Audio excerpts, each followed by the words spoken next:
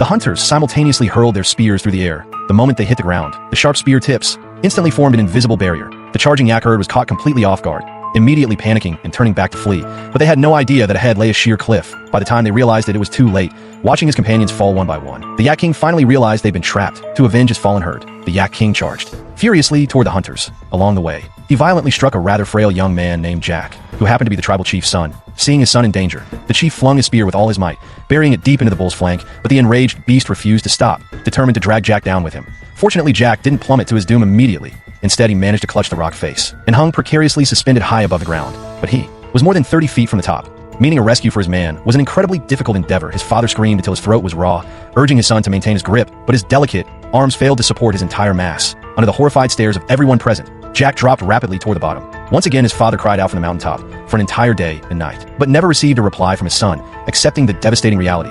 The father was consumed by profound anguish. They were forced to accept the fate of his man's passing. What they failed to realize was that fortune had favored Jack a second time. He had not plunged into the terrifying void.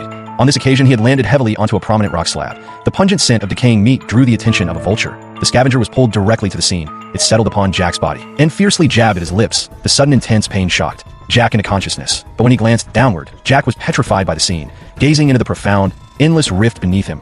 Jack's only choice was to attempt an upward climb. But unexpectedly, his footing failed him, and he found himself swinging precariously in the open air once more. This time there was nothing to grasp onto, and only pure exhaustion and ultimately death awaited him. Just when every last bit of hope had vanished, a powerful tempest suddenly descended, heavy. Sheets of rain poured down the vertical rock face. Jack immediately spotted a slim possibility for survival.